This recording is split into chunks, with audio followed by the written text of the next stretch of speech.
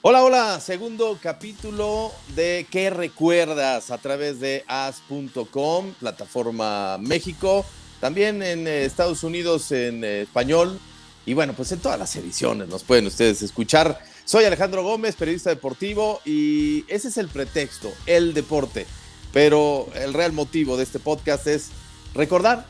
Vamos a través de un episodio, de un evento deportivo, vamos a ligarlo con algún suceso del pasado y en ese año nos vamos a detener para ver de qué nos acordamos los tres participantes, iba a decir protagonistas, pero sí, yo muy pomposo, los tres participantes de este podcast que son, y los presento con mucho gusto. Iván Pirrón, ¿cómo estás? Qué gusto saludarte. Saludos, mi querido Alex, saludos para Memo Flores y saludos para todos los que nos acompañan en este episodio número 2 de ¿Qué recuerdas? ¿Qué año y qué eventos tan interesantes? Todo alrededor de un solo personaje. Ya llegaremos a él, ya platicaremos de quién se trata. Lo único que puedo adelantarles es que se trata de béisbol. Vamos a hablar de béisbol porque tenemos un clásico mundial en puerta y pues, no podíamos evitar hablar de una de las grandes leyendas del béisbol de este país. Sí, venga, porque en el primer episodio me tocó a mí elegir el tema, entonces yo dije, bueno, juegan Cruz Azul Puma, que andan pa'l perro en la Liga Mexicana, y me acordé de aquella primera final que disputaron en 1979, que ganó la máquina de Cruz Azul 2-0 el global. Y ahora le toca a Iván Pirrón escoger el tema, pero antes de eso, saludo también con muchísimo gusto a Memo Flores. ¿Cómo estás, Memo? Hola Alex, un gusto saludarte, igual Iván. Ahora sí que vamos a empezar en esta mañana que ahora nos tocó grabar. Venga, ¿cuál es el tema, Pirrone? Bueno, pues ya platicamos, ¿no? Que hay un clásico mundial que ya se está llevando a cabo en Estados Unidos y en algunas otras sedes, ¿no? Después del Mundial de Qatar, ahora es turno para los equipos y para las mejores novenas del mundo participar en este clásico mundial de béisbol. Y pues justamente antes de este episodio platicábamos, ¿no? Cómo podemos ligar el asunto del clásico mundial y cómo podemos llevarlo de regreso en el tiempo. Y pues es inevitable hablar de Fernando el Toro Valenzuela y la Fernandomanía, que nació justamente en abril de 1981, con un muchachito entonces de 20 años, Fernando Valenzuela, que en ese entonces le decían el niño. Era muy poco conocido Fernando Valenzuela, y además su incursión con los Dodgers pues fue realmente accidental, porque Jerry Royce era el pitcher que iba a ser el abridor en el juego inaugural de la temporada 1981 de los Dodgers. Se lesiona el tobillo, no puede actuar Jerry Royce, y entonces Tom Lasorda, el famoso Tommy, decide correr un gran riesgo, no un riesgo, un gran riesgo, utilizando a un muchacho de 20 años llamado Fernando Valenzuela en ese juego inaugural, y resulta que el Toro blanquea 2-0 a los Astros de Houston. Únicamente permite 5 hits en ese juego, y en ese momento entonces estalla la Fernandomanía. Y bueno, no solamente eso, Fernando Valenzuela fue en esa temporada designado Cy Young, novato del año, y los Dodgers le ganaron a tus Yankees, mi querido Alex, en la Serie Mundial 4-2. Una cosa mágica que ya iremos platicando de los efectos y el impacto que tuvo Fernando Valenzuela, no solamente en el área de Los Ángeles, no solamente en California, sino en béisbol, exactamente, desatando la famosa Fernandomanía. Sí, bueno, pues en 1981 yo recuerdo que en alguna ocasión me salí de la secundaria. Yo estaba en ese año, a ver, esto es en octubre, ¿no? Te refieres a la Serie Mundial, el clásico de otoño, a finales de este mes. Entonces yo estaba empezando tercero de secundaria, empezando el último ciclo de aquella educación media. Y sí, me acuerdo que la fernandomanía pues también nos contagiaba, y en alguna ocasión nos salimos corriendo de la secundaria. No nos salimos de la secundaria, por lo menos no esa vez, que no me oiga mi hijo, pero sí se usaba en las secundarias de numerito. Los que éramos incontrolables, pues siempre encontrábamos la manera de escaparnos en alguna ocasión o en algunas. Pero en esta ocasión no, simplemente nos apuramos a ir a casa de un amigo a comer y estar listos para ver el partido de los Dodgers contra los Yankees. Y lo hicimos alguna vez y luego en casa también. Y bueno, yo la verdad es que admiro mucho, admiro mucho al Toro. Ese movimiento, esa mecánica de lanzamiento que tenía, levantando los ojos hacia el cielo, levantando la pierna derecha, porque él es zurdo, y lanzando el famoso screwball, ¿no? Que conquistó las grandes ligas con ese jovencito que fue Cy Young, con una temporada espectacular. Y no, yo me quedé con los de Reginaldo Martínez Jackson, ¿no? Reggie Jackson. Los bombardeos del Bronx a mí me cautivaron los Yankees, y aunque perdieron esa serie mundial, yo permanezco Yankee, man que pierdan. ¿Tú qué te acuerdas de entrada de esa serie? No creo que la recuerdes mucho, Memo. No mucho, pero sí, pues todo lo que llevó después, ¿no? Lo que hizo Fernando, aparte de que se hizo famoso no nada más por sus lanzamientos, sino también porque era un bateador muy bueno para esa época como pitcher, ¿no? Se hizo muy famoso también por eso. Sí. Me estoy acordando, ¿no? Estaba empezando segundo secundario. Pero bueno, en fin, ya son detallitos.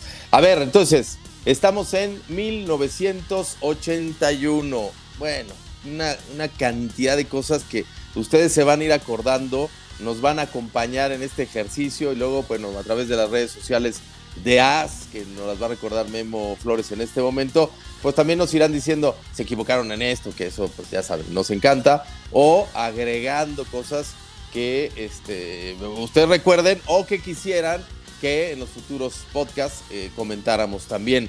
Las redes, Memo. Sí, estamos obviamente en Twitter como AS México, también estamos en Facebook como AS México, Instagram AS México _, y en YouTube AS América. Bueno, a ver, gobierno en México, todavía era presidente José Luis López Portillo. Guillermo López Portillo dirigía la que entonces era como la CONADE, ¿no? La Comisión del Deporte y Juventud. Y bueno, eran unas cosas que después me contaron. A mí no me tocaron esos años como periodista, pero después me contaron que el hermano del presidente pues, le encantaba el fútbol americano y trajo, no sé si recuerdas tú, Iván, trajo un partido, si no mal recuerdo, de los Potros de Indianápolis a el Estadio Azul o el Estadio Azulgrana o el Estadio de la Ciudad de los Deportes, ¿no? Aquel estadio viejo en la colonia Nochebuena. ¿Te acuerdas de ese juego? Claro que sí. Fue Filadelfia contra Nueva Orleans, ese juego. Mira, estaba yo Santos de Nueva Orleans, Águilas de Filadelfia, finales de los 70, y efectivamente jugaron un partido de pretemporada ahí en Ciudad de los Deportes. Ese partido hubiese sido completamente olvidable de no ser por las lamentables declaraciones de Ron Jaworski, el entonces quarterback de los Eagles, que para ellos tuvieron que cruzar este túnel, ¿no? que existía entre la Plaza de Toros y Ciudad de los Deportes. Y cuando le preguntaron a Ron Jaworski, cuando le preguntó la prensa de Estados Unidos que qué le había parecido el viaje a México, etcétera, lo único que desafortunadamente dijo Ron Jaworski fue que olía a estiércol, que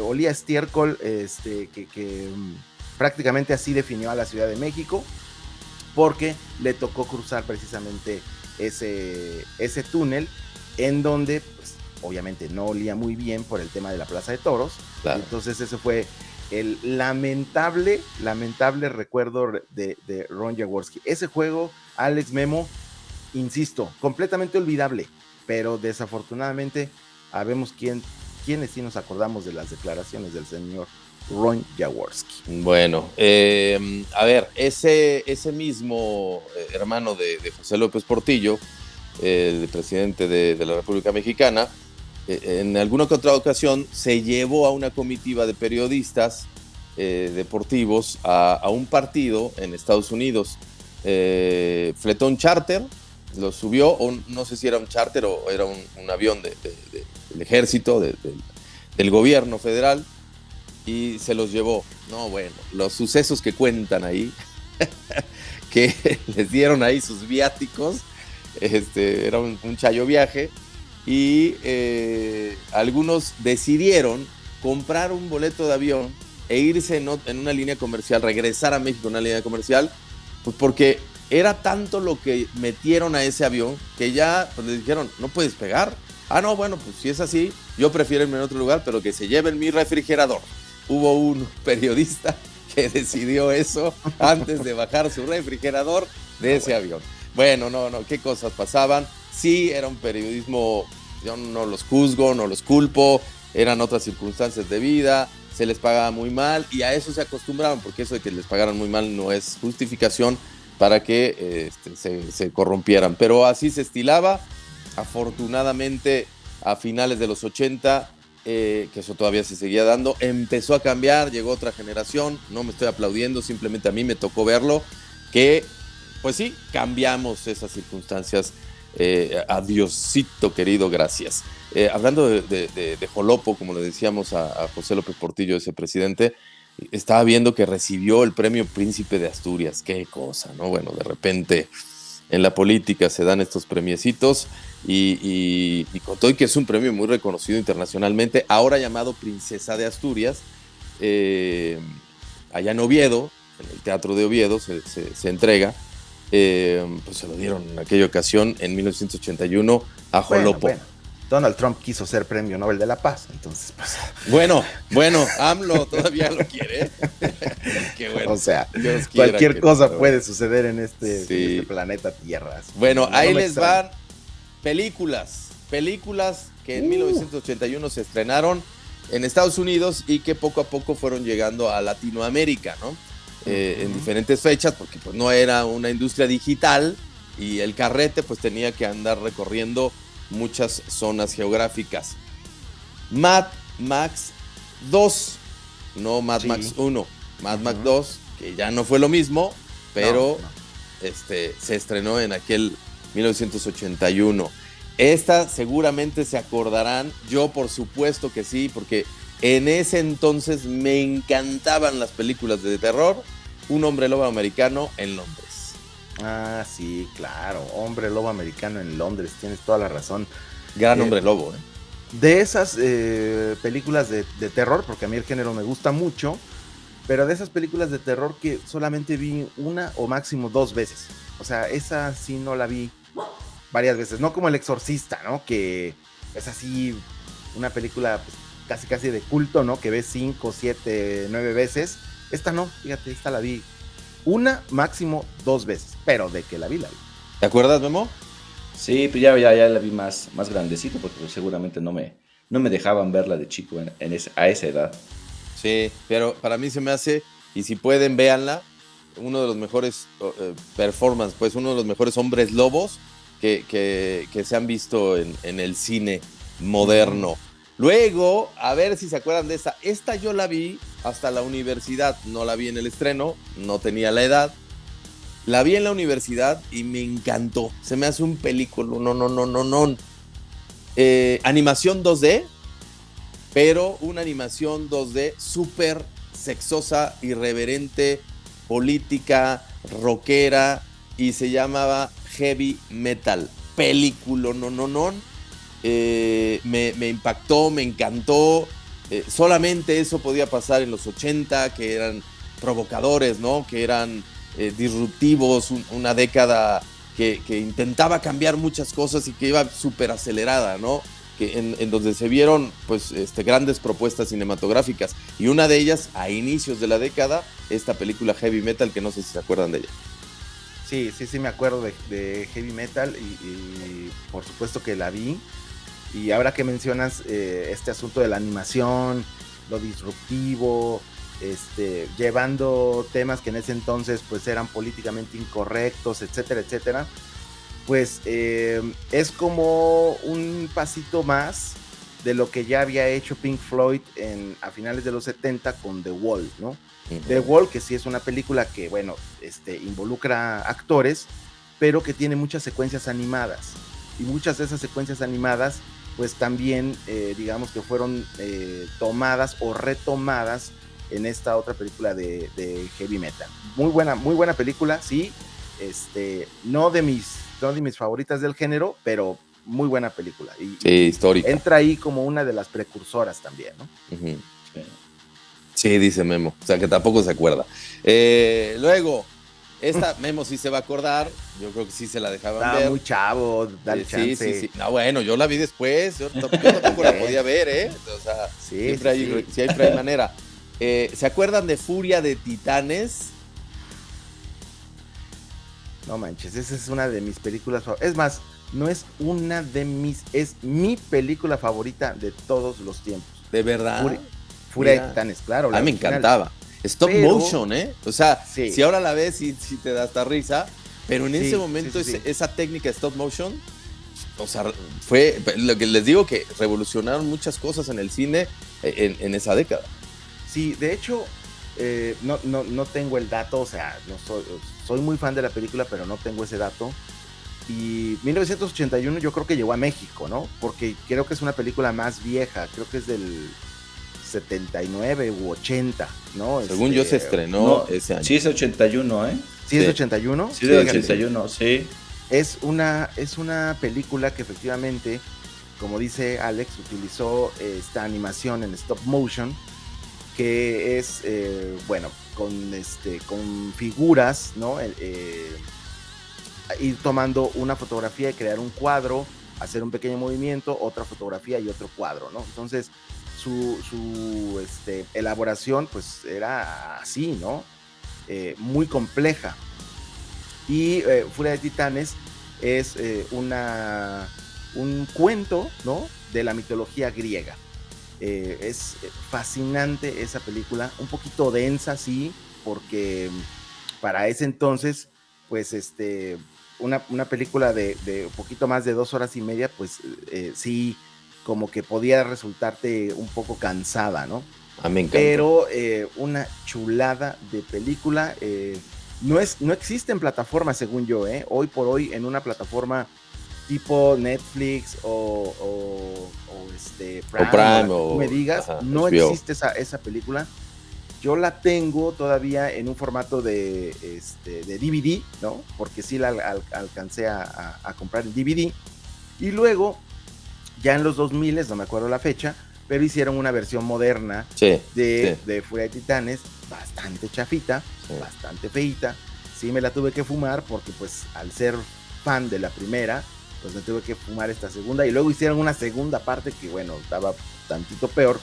Pero la original, sobre todo si eres una persona joven, si estás en tus 20s, incluso en tus 30s, busca Furia de Titanes, la original. Esta de 1981 que menciona Alex, que ya nos confirma Memo, que fue justamente ese año en el que se estrena en el mundo y en México. Busca Furia de Titanes y nada más chécate la técnica con la que se filmó esa película. Y tienes que pagarla, es pura renta, no está dentro de los paquetes. Sí, te digo. Oye, Memo, a ver, de esta sí te vas a acordar. En busca del arca perdida. Indiana Jones se estrenó ese año, 1981. O sea, pero es que todavía esas yo las vi, pero más grande. O sea, no. Por eso. Pero en el 81 se estrenó eso que después muchas otras generaciones vieron. Y todavía sigue habiendo shows en Disneyland de Indiana Jones. O sea, y hay muchas otras películas que se basaron justo en Indiana Jones, ¿no? Del maestro Steven Spielberg, que pues este fin de semana, perdón, si oyen el podcast mucho después, este fin de semana es la entrega del Oscar y Steven Spielberg está ahí todavía compitiendo como con su película como mejor película, ¿no? Una historia de su niñez. Y Memo, Indiana Jones. Pero es que era su época de Harrison Ford, ahora sí que ahora sí que salía en todas las películas, ¿no? En esa época La también. acababa de reventar la década pasada con Star Wars y ahora lo hace con Indiana Jones. Sí, y de ahí pues siguió con su gran legado, ¿no? No, y todavía era relevante en Star Wars, porque Star Wars no se limitó a una sola película, o sea, fueron 3 películas de esa de la primera entrega. saga antes de que hicieran toda la porquería después, ¿no? Pero hay unas buenas. no hay ninguna buena, Alejandro, por Dios, no claro hay que ninguna sí. buena. Se choca Jar Jar Binks, pero hay unas muy buenas. El Bilín del espacio, ¿no? Bueno, ahí está algo de lo que estaba en las películas. Yo me acuerdo de la Furia de Titanes rapidísimo, nada más, ligándolo de otra vez al deporte, porque en aquel año hubo varias cosas que me impactaron. Bueno, que se me quedaron muy grabados. Obviamente lo del Toro Valenzuela, la eliminación de México del Mundial de España 82, que no saben, o sea, me acuerdo que estaba en casa de un primo, Lalo, le mando un abrazo, un saludo a Lalo Albarrán, y me salí furioso con una pelota a patearla, a jugar, a decir, no puede ser que nos hayan eliminado en Honduras, si no mal recuerdo, porque luego también se me olvidan esas En cosas. Tegucigalpa, sí fue. En Tegucigalpa. Fue ahí. Es que precisamente de eso me puse a investigar porque obviamente no me acuerdo. Seguramente mi papá, mi familia estaban viendo los partidos y seguramente hicieron como tú un gran coraje al ver cómo México con puro empate, o sea, empezó ganándole a Cuba, después perdió con El Salvador y ya después ahí fue puro empate con Haití, con Canadá y con Honduras. Y ahí fue donde quedaron. Terrible. Y entonces, yo no sé si en esa visita o en otro momento, pero en la misma zona de donde vivían mis primos, mis tíos, fui a ver Furia de Titanes, pero en esa zona. Y por eso se me hace muy raro porque jamás iba al cine por allá, pero fui a ver Furia de Titanes ahí y me encantó esa película. No sé si fue esa misma visita, otro momento, o sea que dijeron, a ver, vamos a distraer a este escuincle baboso y vamos a llevarlo al cine, porque yo estaba muy enojado. Pero bueno, recuerdos de aquella película totota de Furia de Titanes, y hubo muchas otras, pero estas creo que vale la pena recordarlos. Ahí les va un tema que también sé que a Iván Pirrón le encanta y que se acordará de otros títulos, pero de ese año también fue el lanzamiento que fue, muchos piensan que fue con otro título, pero el boom de Nintendo fue con Donkey Kong. Donkey Kong, claro que sí, uno de esos videojuegos que obviamente antes de jugarlo en Nintendo o antes de jugarlo en una consola en casa, pues era jugarlo de ley, al menos aquí en México. En la farmacia. Se escuchan exactamente desde otros lugares, en las farmacias. Las farmacias aquí tenían lo que nosotros llamábamos las maquinitas, ¿no? Tragaperras se llaman en España. Mándeme. Sí, muy, muy fuerte, pero tragaperras se llaman en España, ¿no? ¿O estoy es mal? Que aquí también se les conocía como tragamonedas, ¿no? Máquinas tragamonedas. Entonces, justamente, ¿no? Eran con monedas de 1 o de 5 pesos y tenías ese chance de poder jugar. Y Donkey Kong, claro que sí, porque además, si no estoy mal, pues Donkey Kong es la primera aparición de Mario, de este personaje que después se hizo famoso con toda la saga de Mario Bros, ¿no? Mario era el que trataba de rescatar a la novia que estaba ahí amarrada por este gorila, y por eso la cosa se llamaba Donkey Kong. Un videojuego muy, muy divertido y el gran primer hit de Nintendo y sus plataformas, ¿no?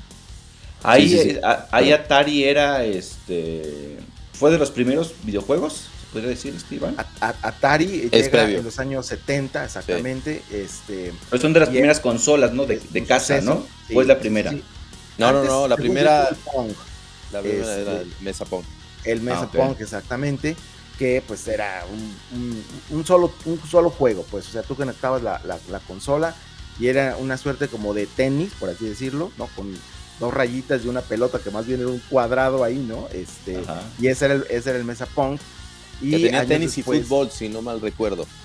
Yo no recuerdo el fútbol, solamente el tenis. Era lo mismo, el tenis pues tenía una línea en medio y había que pasarla de un lado a otro, y el fútbol pues lo que tenía eran hoyitos en los costados, y si lo metías ahí era gol, o a lo mejor ya lo estoy inventando, pero no, de eso no me acuerdo. Me acuerdo de haber tenido ese Mesa Pong, la primera consola en casa de mis padres, Yo no, sí, pero fue mis un primos. suceso.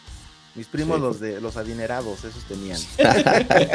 Esos tenían la consola y Sí. con ellos Mis jugábamos papás el fueron Desafío. a un viaje aniversario de bodas a La Paz y ahí se podía falluquear, ¿no? Y ahí, bueno, ahí no los compraron. ¿Te acuerdas que el otro día estábamos platicando, Iván, de la maquinita también de fútbol americano, que era de igual 3 La líneas? ¿Cómo Mattel, se llama?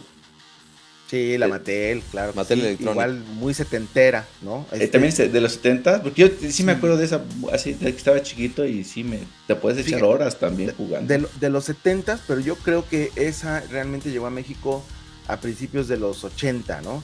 Mucho es de lo que comenta Alex, que podías conseguir esos aparatos, ¿no? En lugares en donde vendían fayuca, ¿no? En lugares Ajá. en donde podías conseguir ese tipo de productos, pero yo realmente tuve esa Mattel de fútbol americano a a principios principios de de los los 80. 80. Ujú. Yo también, y la conseguí trabajando como cerillo en una aurrera. Ya hice el anuncio. Bueno, ya ni hay, ¿verdad? En Ya, estas tiendas. ya no existe. Ya no hay aurreras. Pero bueno, en una Pero aurrera nada más bodega. de Pero Villacuapa. cuéntale a nuestros amigos de otros países qué es un cerillo, o sea, porque Un van a cerillo pensar es un otra cosa. empacador que ahora se apoya a la gente más grande, que no tiene otro trabajo, y pues estas tiendas de autoservicio les dan esa posibilidad de que pues, por lo menos tengan la propina, ¿no? Y uno empacaba los artículos de los compradores en las bolsas, y pues la gente te daba, o sea, de nuestros tiempos, pues más o menos como 50 centavos de dólar, más o menos, por ahí, o 25 centavos de dólar, te daba de propina, ¿no? O sea, entre 5 y 10 pesos mexicanos de la actualidad. Eso, y entonces, bueno, de ahí fui juntando, hasta que me alcanzó para comprarme esa maquinita que pues, otros amigos tenían, y pues a mí me ardía durísimo. Sí. Y eran Sí. bolsas de cartón todavía en esa época, ¿no? ¿Que daban? ¿O eran, No, ya eran bolsas de plástico. de plástico? Yo Sí, me oye, acuerdo no que soy tan antes. viejo. No, pero no, tampoco. Yo me acuerdo que sí te Sí, daban luego eran bolsas tiendas de cartón. raya, ¿no? Dice Memo.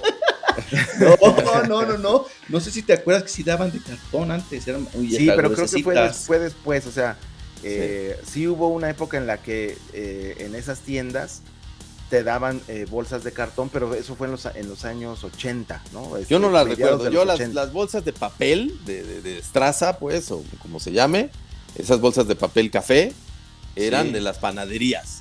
O sea, ellos No, siempre pero es las que era vi en las más, panaderías. pero era más gruesa, sí. Pero bueno. Sí, en algún momento sí dieron en las tiendas de autoservicio, te daban esas bolsas de papel. ¿De qué otros juegos te acuerdas, Pirrone o Memo? Había uno que se llama Galaga o algo así. Gálaga, sí, Gálaga.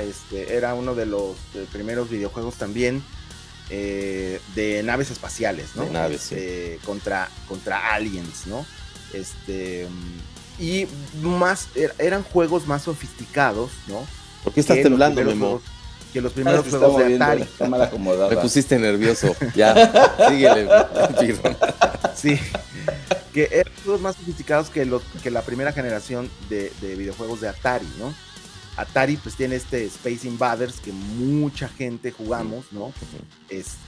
Con estos primeros aliens, ¿no? Era como toda una ola ahí, ¿no? Que había que destruir, pero después ya vienen juegos más elaborados como Gálaga, como el que mencionas, y uno que también es de la época, que es mi favorito y todavía lo sigo jugando cada vez que puedo. Es más, ahí en mi lugar, en mi escritorio en AS tengo una réplica, una Kid Dug, de un personaje que se dedicaba a excavar, ¿no? O sea, va cavando, hay unas piedras allá abajo, en el subsuelo, y lo van persiguiendo un dragoncito y otro como, pues no sé, un personaje muy raro ahí que es como una pelotita con patas y lentes, y había que inflarlos, ¿no? Para destruirlos.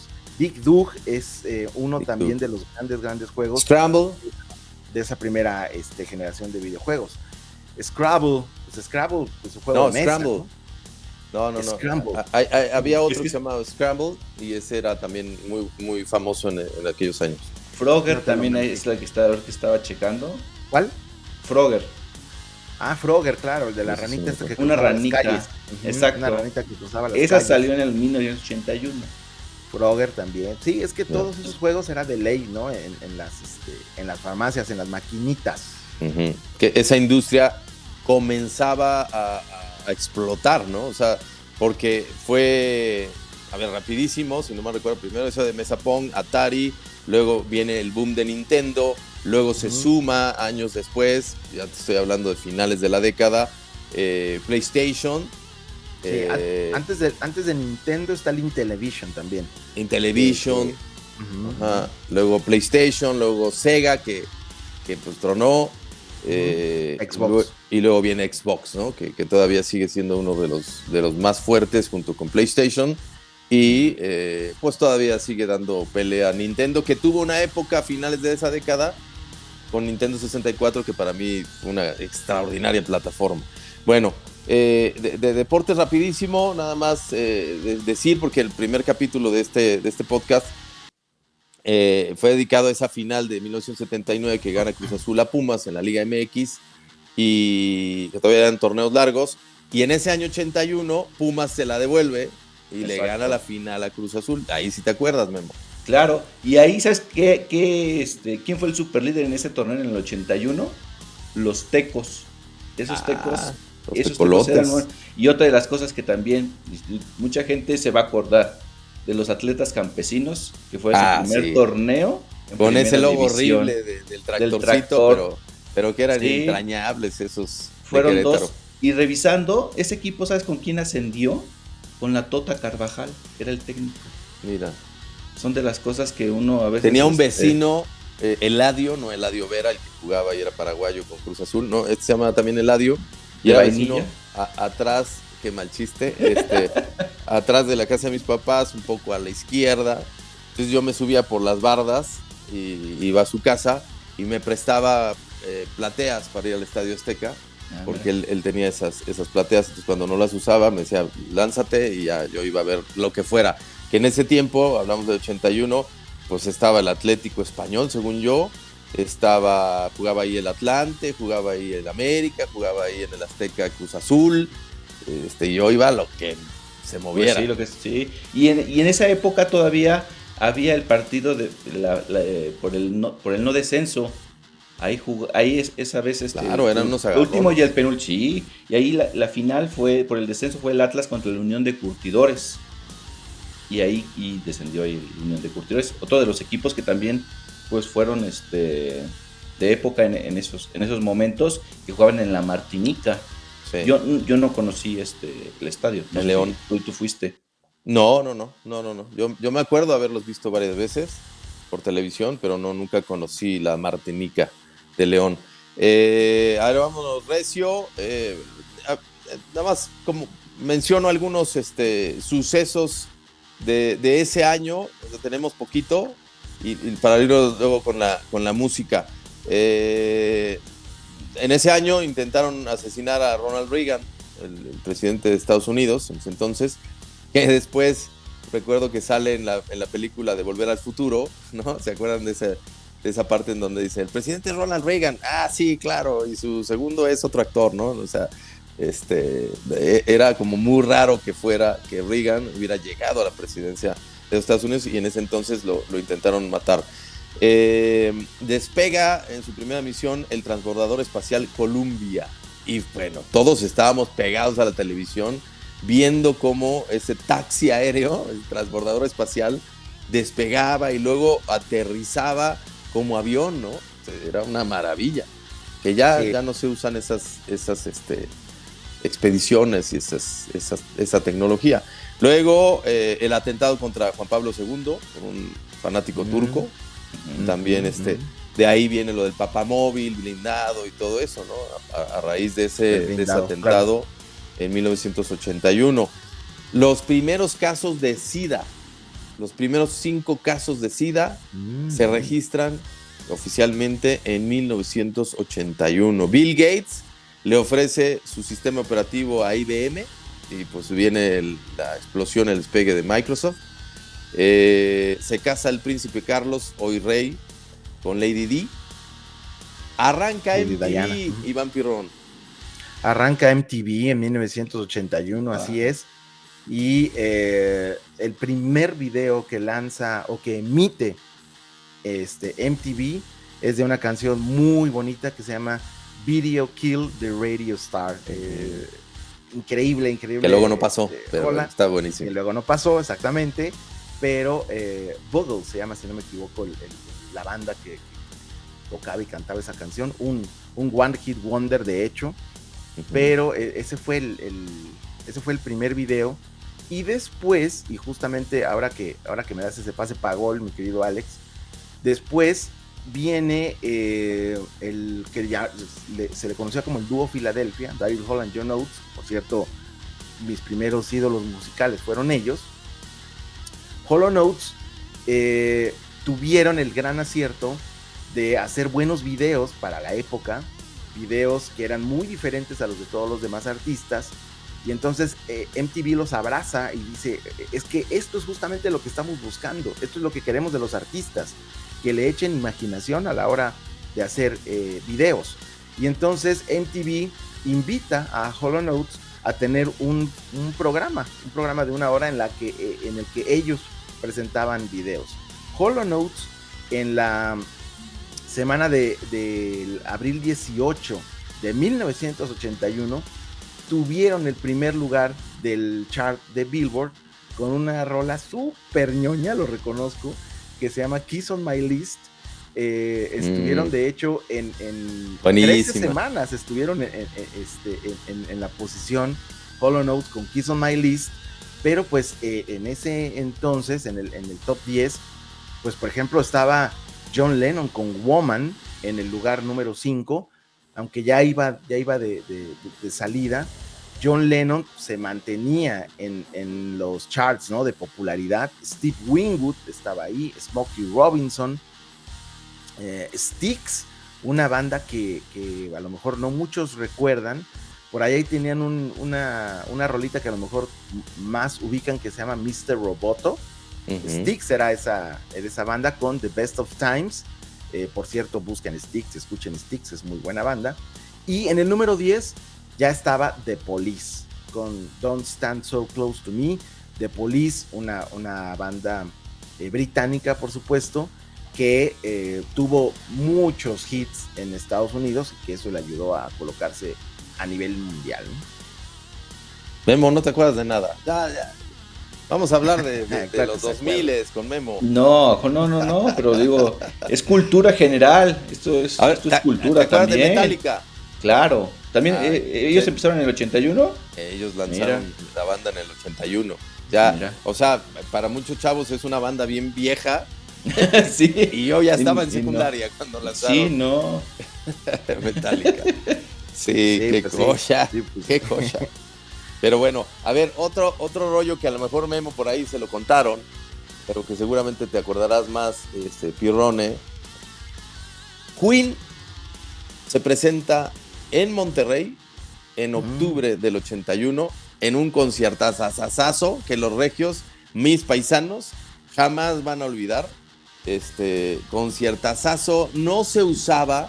El gobierno priista de aquellos tiempos era enemigo. Recuerden que veníamos de la masacre del 68, o sea, unos años atrás, 12, 13 años atrás, y ellos no querían manifestaciones de jóvenes, no querían concentraciones multitudinarias de jóvenes. Entonces, estaban prohibidos los conciertos. No venían bandas, no venían grandes artistas, no podían, y menos juveniles. Bueno, incluso Menudo de aquellos años era de, bueno, sí, pero era de chavitas Menudo, ¿no? Que un par de años después llenó el Estadio Azteca, pero por aquellos años, según yo, y que bueno, los niños los odiábamos porque todas las chamacas estaban enamoradas de Johnny, de Ricky, de compañía.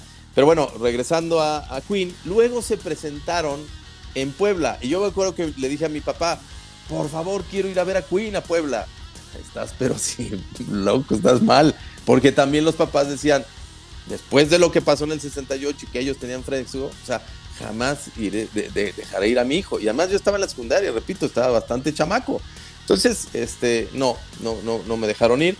Y luego un amigo que sí fue, o dos amigos que sí fueron, regresaron diciendo, no hombre, estuvo terrible, o sea, ¿por qué? Pues porque seguramente alguien pues provocó que vinieran esos incidentes, que no sé si los recuerdan, algunos de los dos, pero pues que incluyó que le aventaron una botella al escenario, al grupo, y que Freddie Mercury la agarró y la regresó y se armaron ahí los moquetazos. Sí, fue muy sonado, principios de los 80, todo un evento, ¿no? O sea, para quienes nos gusta la música, yo estaba muy chaval, muy morro, pero sí recuerdo que mis hermanos mayores, mi hermano y mis dos hermanas, estaban muy emocionados porque Queen venía a México. La verdad, no quiero inventar aquí, no recuerdo si ellos como que levantaron la mano en casa de, oye, yo quisiera ir, ¿no? Me parece que fueron un poquito más realistas y sabían que les iban a decir que no, pero sí recuerdo que ellos estaban muy emocionados, ¿no? Porque Queen iba a venir a México, y años después, no recuerdo cuántos años después, cuántos más, pero años después es en Querétaro, ¿no? Que viene Rod Stewart, ¿no? Rod Stewart viene Rod a Stewart, Querétaro. sí. Algunos años después. Algunos Sí, años después, exactamente, que otro gran evento, no sé pues, si ya fue aquí, más cerca de la ciudad, ¿no? Perdón. Sí, porque a la Ciudad de México era imposible. O sea, por eso empezaron a hacer los conciertos en provincia para poder como que darse cuenta si se podía o no se podía. Y Rod Stewart estuvo en la corregidora de Querétaro precisamente recién inaugurada para el Mundial. Ahí sí no me acuerdo, no sé si te acuerdas, Alex, si fue antes del Mundial o después del Mundial. No me acuerdo yo. Esa No me acuerdo. No me acuerdo. No recuerdo con certeza. Sí recuerdo que fue ahí, sí recuerdo que fue Rod Stewart, que también fue un gran evento, que por la ahí gente fue. se mataba por un boleto, ¿no? Sí, fue Sí. una de mis hermanas, Judith. No sé si ya estaba ella en la universidad, si no, no creo que la hubieran dejado ir. Y sí, se lanzó con algunos amigos a ver a Rod Stewart y regresó fascinada de esa experiencia que pocos mexicanos podían disfrutar, a menos de que tuvieran los recursos para viajar a Europa o Estados Unidos. Fueron contados en toda la década de los 80 los conciertos en México, a fin de cuentas. Fue algo impresionante, que no había nada. Bueno, oigan, yo me quiero regresar un poco al tema de Fernando Valenzuela y darles una parte del contexto para que entendamos la importancia de Fernando Valenzuela en esos años, en esa área específica de California, ¿no?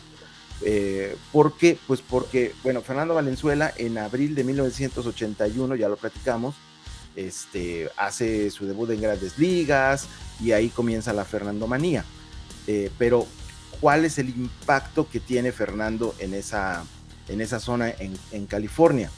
30 años antes, en algunas localidades, y aquí las tengo anotadas porque la verdad no me las sé de memoria, Palo Verde, Bishop y La Loma, que estaban muy cerca de el centro de Chávez Ravine, que es en donde está el estadio de los Dodgers. Uh-huh. En La Loma. A la comunidad latina de Palo Verde, Bishop y La Loma los desalojaron, los sacaron de sus casas, supuestamente porque había una orden del gobierno porque iban a utilizar esos terrenos. En ese momento no prospera, ¿no?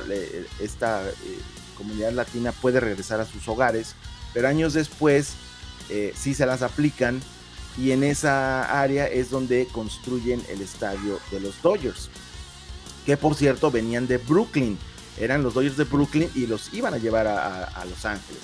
Entonces esta comunidad latina pues obviamente se queda muy resentida y dicen, nosotros jamás vamos a apoyar ese equipo, o sea, por lo que nos hicieron, nunca vamos a apoyar a los Dodgers. Y resulta que en 1981 viene este mexicano gordito, súper simpático, con de Choaquila, Sonora. El Toro de Sonora, exactamente. Y entonces esta comunidad latina y mexicana lo ven y dicen, wow, o sea, este es uno de los nuestros. O sea, Fernando Valenzuela realmente es la razón por la cual la comunidad latina en esta área de California y Los Ángeles realmente abraza a los Dodgers. De Sí. no existir Fernando Valenzuela, quién sabe qué habría sido de los Dodgers, y hablo particularmente de esa comunidad latina, que Fernando fue el gran puente para No, poder acercarlo, ¿no? y que hoy van, y ojalá muchos de los que nos escuchen puedan conocer el Dodger Stadium, el vetusto Dodger Stadium, enorme y precioso, y que sí, como dices tú, está en una loma, está hacia arriba, y es un terreno enorme, incluyendo un gran estacionamiento. Sí te sientes en México, te sientes en Latinoamérica, o sea, sí estás en Los Ángeles, pero sí te sientes bien arropado, bien atendido como latino, ¿no? Ahí, o sea, muchas cosas en español, mucha comida, bebida. Justamente eso, Alex, porque cuando ya la Fernandomanía está en pleno, ¿no? La gente entraba al estadio de los Dodgers, y me refiero a la comunidad latina, con sus radios de transistores. Y estaban viendo el juego y con el radio estaban escuchando la narración de Jaime Jarrín.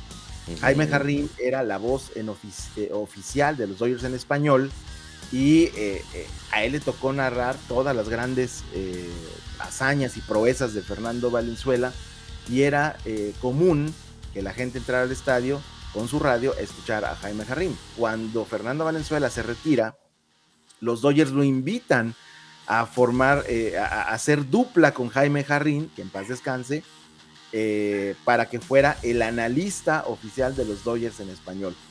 Algo que Fernando todavía hoy en día. Fernando sigue siendo el analista español de los Dodgers. Jarrín y el Toro ya están en el Salón de la Fama de los Dodgers. Precisamente este año es cuando retiran el número 34, ¿no? Se une a la lista, y es pequeña la lista de jugadores de los Dodgers que retiran su número. Sí, es muy querido el Toro allá. Y también en su último año de Grandes Ligas, Fernando lanza su juego sin hit ni carrera, que fue el número 222 en la historia. Y una anécdota más de Fernando Valenzuela, de los Dodgers. Muchos que les gusta el béisbol seguramente han de recordar al señor Mike Brito. Mike Brito, este hombre que siempre estaba, ¿no? No, el que tomaba la velocidad, claro. El bigotón. Con su sombrero.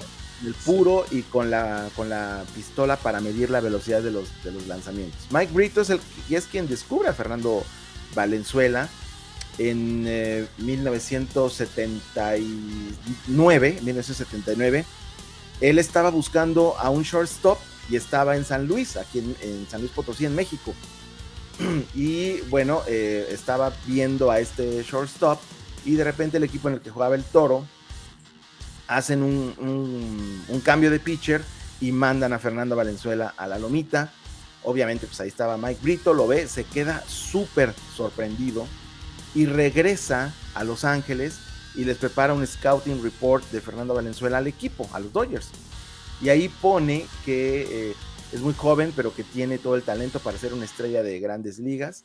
Dice que puede mejorar su curva, y también que tiene muy buena recta. Entonces, es tan insistente Brito con el gerente general entonces de los Dodgers, que le dice, a ver, pues ya, tráetelo y vamos a firmarlo en ligas menores. Y en el 79, Fernando Valenzuela ya forma parte de los Dodgers, está en ligas menores, y ya para el 81 pues ya está como novato en el equipo, lo pulen allá. En el equipo de Grandes Ligas, exactamente. Pero Mike Brito lo descubre así, lo descubre en San Luis por accidente, porque estaba buscando un shortstop, y cuando vio a Fernando Valenzuela dijo, este muchacho tiene que estar con los Dodgers, y así fue como lo encontró. Bueno, se lo llevaron al LA. Ya nos estamos extendiendo, vámonos recio para ya acabar. Nada más la lista de notitas musicales, la referencia en cuanto a la música en español en México en aquellos años. Perdóname, del maestro Camilo Sesto. Sí. Que ahora me encanta un grupo mexicano, creo que es tapatío, se llama Camilo VII y tiene muy buenas rolas. Pero es por aquel cantante español que en ese tiempo tenía la rola más sonada, que era Perdóname. Leña Verde, de José María Napoleón. Eres leña verde que no enciende. Esa era una rolota, sí. Lo siento, mi amor, de Lupita D'Alessio. Lupita D'Alessio. Que creo que en aquellos años andaba o estaba por andar con el maestro Reynoso. Sí. Con Carlos Reynoso, jugador del América. Que siento que todavía estaba jugando, creo que en esos años, para Coyotes Neza. Sí, yo creo que sí, para Coyotes Neza. Y luego ya 83 es cuando creo que agarra al América y los hace campeones después. Pero bueno, llegó a andar con el chileno Carlos Reynoso, que esta semana cumplió años. Precisamente en ese año es cuando los Coyotes del Neza, que eran de Tlaxcala, se pasaron al Deportivo Neza, que después se jugó en el Zahualcóyotl. Sí, fue justamente en esa época. Sí. Para que nos oigan de otros lados, tienen que aprender con nosotros a decir Xochimilco, Nezahualcóyotl. Bueno, a nuestros amigos españoles hasta Tlalpan les cuesta trabajo. Popocatépetl. Eso sí está más cañón. Eso es lo que le encanta a Tomás. Sí. Bueno, la cuarta era Atrévete, de El Puma, José Luis Rodríguez. Y la quinta, Has nacido libre, otra vez Camilo Sesto, que tenía 2 rolas en las primeras 5 más escuchadas. Y por último, de mi parte, me acuerdo, había apuntado por acá, Cachún Cachún en la televisión. Se estrenaba Cachún Cachún Ra Ra, una serie mexicana producida en Televisa, que marcó una época en esa generación. Esa sí es de Luis de Llano, para que veas. Esa es de Luis de Llano, exactamente. Sí. ¿Te acuerdan de algún personaje? Yo me acuerdo de Petunia y el Jagger. Yo me acuerdo de Don Redondón. ¿Cómo se llamaba? El de lentes, ¿cómo se llamaba? ¿Sixto? Sixto, sí era Sixto, ¿no? Sí. Sixto, creo que sí. Petunia también Calixto. Era Petunia. Calixto, pero no es que creo que era Calixto, ¿no? Más bien. No sé. Ahí sí. Petunia también. Sí, Petunia. Sí. Petunia y el Jagger. Y bueno, otros. Don Redondón, que no recuerdo si así se llamaba en la serie, en Cachún Cachún Ra Ra, pero su nombre artístico era Don Redondón. Si no recuerdo mal, era maestro de español en la serie de Cachún Cachún Ra Ra, pero Don Redondón es también recordado por ser el creador de estas marionetas Juan Sin Miedo. Juan Sin Miedo, que era una serie que salía en el canal 11 de unas marionetas que además tenían unas rolas muy buenas. El creador de Juan Sin Miedo era Don Redondón, y en Cachún Cachún Ra Ra salía como uno de los profesores, si no recuerdo, de español. A ver, fíjense. También, ¿sabes cuál otro es? La de caricaturas, Los Pitufos fue su primer año que salieron. 1980. Los Pitufos, claro. Eso sí fue un suceso, Aquí nunca Papá fui fan. Pitufo, Pitufina y... Sí, no, yo tampoco fui fan, pero sí, todo el mundo los veíamos. ¿Cómo se llamaba el malo? Gargamel. Gargamel. Sí, era el malo. El villano, exactamente. Sí. A ver, ahí les van personajes el elenco de Cachún Cachún Ra Ra. Viri, el profesor Buenrostro, Paco, Gigi, Rocío, Anabel, Tina, Rubí, el Pelos o el Greñas, el Chanoc, el Chopper, Lenguardo, Petunia, Calixto Kramer. Era Calixto. Chicho, Porquirio. No, bueno, es que eran los 80. Ya. Sí. Estos nombres no se pueden usar ahora. No, pero para nada. Porquirio, Petunia, imagínense. Huicho, el Jagger, el Beto, el Gary, el Popochas, Godzilla, la maestra Godzilla. La maestra Godzilla. El profesor Redondón. Ahí está, ¿ya ves que sí? Pepe Celaya.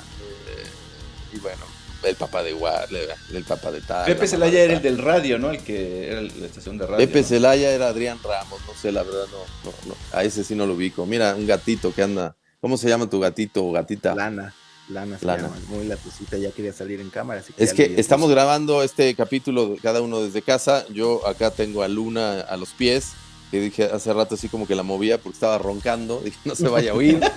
Sí, ella siempre se pone, cuando estoy yo, siempre se pone ahí, y como está toda chueca, empieza a roncar. Pero yo cerré la puerta y no entraron ni Molly, que es una perrita, y Mili, que es una gatita. Ya. Mili. No, Mili. yo le cierro y empiezan a ladrar. Bueno, porque también por aquí está la pequeña Nala, ya acostadita y también dormida. Ella es más inquieta. Bueno, pues nos vamos. Tenía apuntado aquí El Derecho de Nacer, que fue un suceso como novela en aquellos años que nuestros papás veían sí o sí o sí. Las tías, sobre todo, estaban ahí súper al pendiente. No es ¿Con Verónica Castro? Discriminativo ni nada, No. pero en ese tiempo así era. Creo que sí, con Verónica Castro. Yo, la verdad, se las debo. Yo no la veía. Y no es porque no haya visto novelas.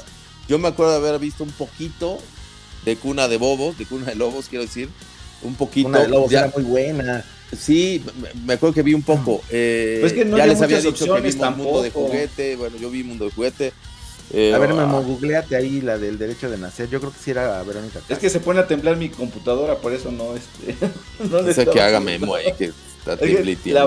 la base no está muy, ¿Dónde tienes la computadora? Memo? una base ¿Qué para tal? ponerla hacia arriba y creo que me faltó ponerla de un lado. Y 1981, El Derecho de Nacer.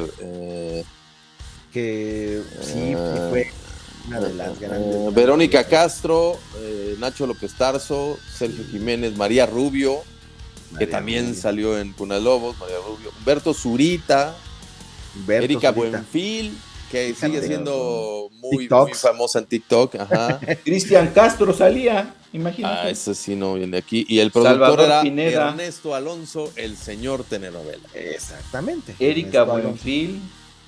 Oh, ya lo dijimos, Memo. No. ¿Quién más? Erika Carlos Buenfil también. Carlos Ignacio. Sí. No. Erika Buenfil también. estuvo. Exacto, Buenfil. también estaba Ya Erika ven. Buenfil. Y una que hace TikToks. ¿Sabes quién también? Una que hace TikToks. Verónica Castro. Dale, Verónica Castro. Eso en mis tiempos era conocido, lo que acabas de hacer, como la Pabliña. La Exacto. famosísima Pabliña, que era el típico que se distraía y luego decía lo mismo que ya habíamos comentado. Llegamos al final del segundo capítulo de ¿Qué recuerdas? Un ejercicio de memoria, de anécdotas, de sucesos, de hechos que pues por ahí nos movieron, nos impactaron y también a la sociedad en música, en espectáculos, en televisión, mucho en deportes, por supuesto, en política y otros sucesos que vale la pena recordar con todos ustedes. Gracias, Iván Pirrón. Al contrario, muchas gracias. Gracias a todos por escucharnos. Nos aventamos casi la hora y espero que haya valido sido la pena. entretenido para todos. Claro que sí. Exactamente. Sí, Gracias, Memo. Hablaste Al mucho. contrario, igualmente. No, vamos a mejorar esto. Memo Vamos es a hablar, nuestro Jorge me toca Campos. hablar, no, tampoco. No, porque yo era delantero, yo era ofensivo. No sé si eso es bueno o es malo. Sí, amigo. sí, exactamente. No, Tienes toda la yo razón. digo porque no habla mucho, ¿no? Lo demás ya son interpretaciones suyas. Yo soy Alejandro Gómez, periodista deportivo de as.com. Los tres trabajamos ahí. Les mandamos un abrazo a todos que nos escuchan. Gracias por hacerlo. Recomiéndenos, síganos en nuestras redes. Tu Twitter, Iván Pirrón. Iván-Pirrón. Ahí nos encontramos y nos leemos en Twitter. El tuyo, Memo, Memo-Flores. que también es un buen TikToker, por cierto. Ah, sí, También Memo sube buenos Flores datos. ahí también. Buen TikToker, Yo ¿no? estoy como el Jefe Gómez en TikTok, como soy Alejandro Gómez en Instagram y Alejandro Gómez A en Twitter. Gracias, hasta la próxima.